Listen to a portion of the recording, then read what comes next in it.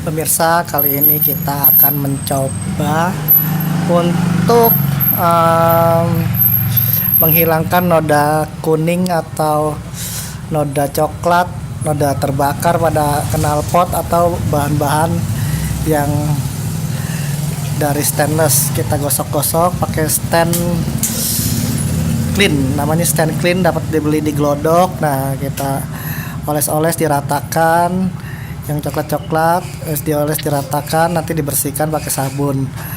Setelah bersih, nah kinclong kayak gitu, nanti kita pasang. Jika kurang bersih dapat diulang beberapa kali, begitu kira-kira pemirsa.